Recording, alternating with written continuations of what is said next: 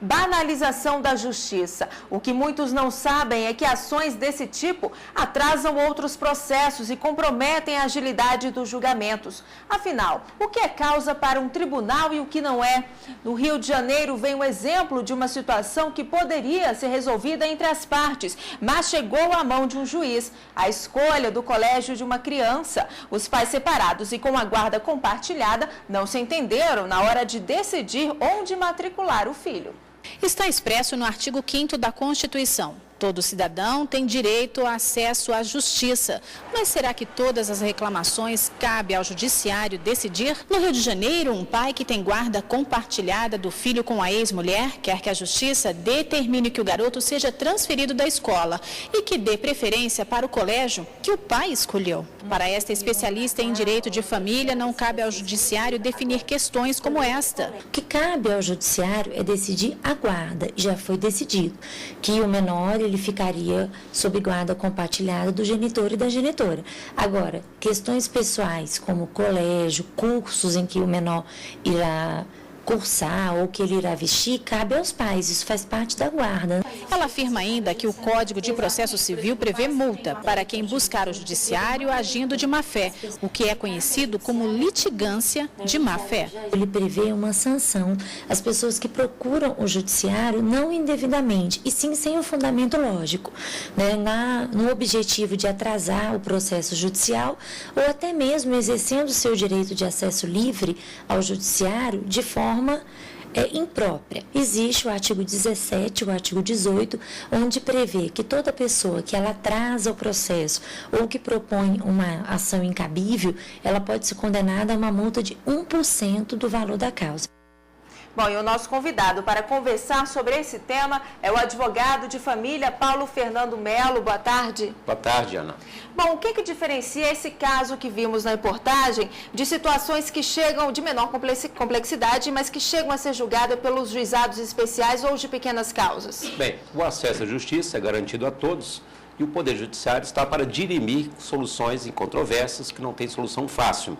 Então, muitas vezes, questões menores, banais, como esse caso citado aí dos pais, acesso à justiça, um fato que não precisaria, a questão do onde deva estudar o seu filho, a guarda compartilhada e a questão do poder familiar deve ser resolvida entre o casal.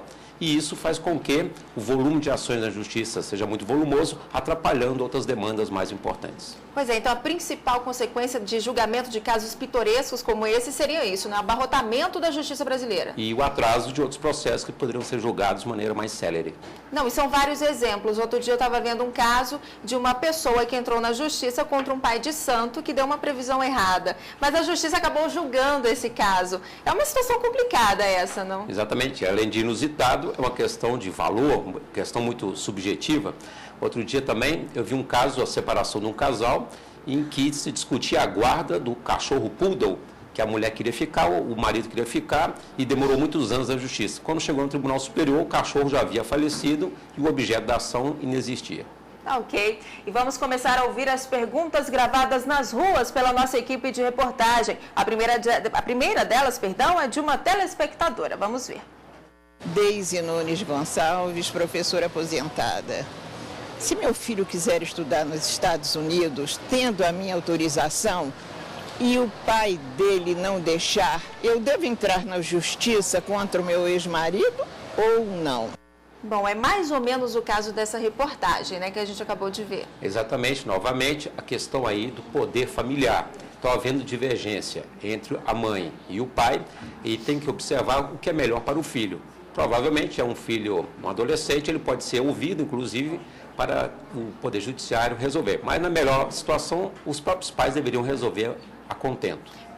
Mas agora os pais não entrando em consenso de jeito nenhum, mesmo o filho sendo menor de idade, a palavra dele pode ser levada em conta? O Poder Judiciário costuma ouvir a opinião do menor, geralmente a partir dos 12 anos. Né?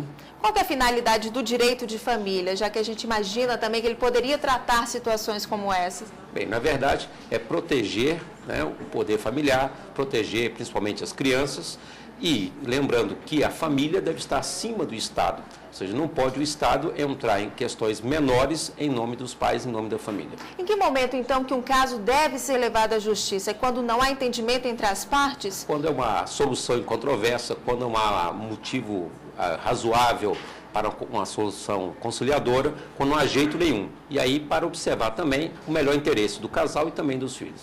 Ok. E vamos a outra pergunta de um telespectador. Vamos ver. Meu nome é Edmo, eu sou estudante. Preciso entrar na justiça para garantir que meu vizinho não crie cachorro no apartamento? Esse é um caso que pode ser analisado pela justiça? Bem, isso é um caso bastante comum, inclusive, mas as convenções dos condomínios estabelecem regras.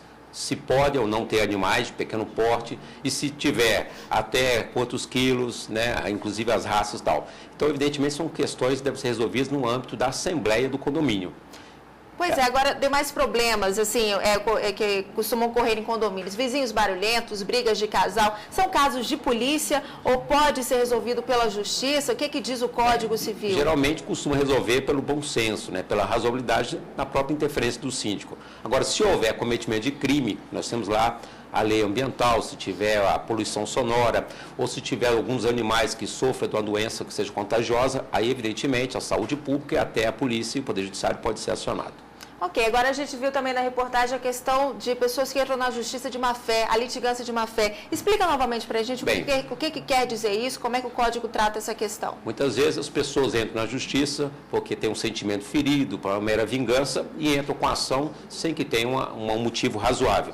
Neste caso, o Poder Judiciário pode, na sua sentença, condenar aquela pessoa a pagamento de multa, que chega muitas vezes a 1% do valor da causa, para evitar e para que tenha um caráter didático, pedagógico, para que a pessoa não entre no Poder Judiciário sem ter um motivo razoável. O direito de família, o direito de trabalho acabam sendo muito prejudicados por pessoas que cometem essas práticas? Sem dúvida nenhuma, porque o Instituto do Perdão muitas vezes é difícil, então as pessoas não querem perder o outro para alguma coisa e entram na justiça só para feri-lo, só para magoá-lo. E como é que a justiça trata essa questão das pessoas que acabam entrando com indenização contra essas outras partes que agiram de má fé? Há muitos casos na justiça envolvendo isso? E aí o magistrado, na hora de prolatar a sentença, ele verifica se houve ou não a litigância de má fé e coloca na sentença a sanção devida.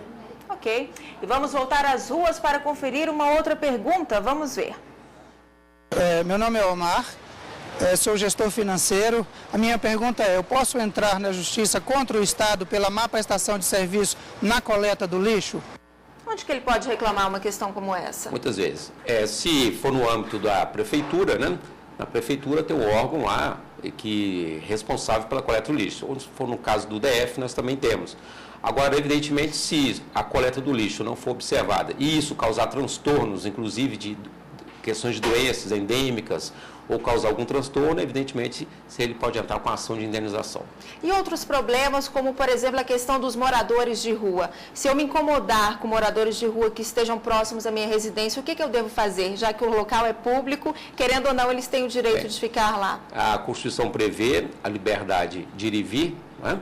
E essas pessoas que vivem a infelicidade de estar no meio da rua, eles devem ser respeitados, mas desde que ele não atrapalhe também a vida cotidiana das pessoas, né? Causando transtornos. Evidentemente, muitas vezes a autoridade policial é chamada para tentar, pelo menos, resolver ali de pronto o caso. Agora, essa questão de entrar na justiça contra o Estado é uma questão problemática, não chega a abarrotar também a justiça? Exatamente.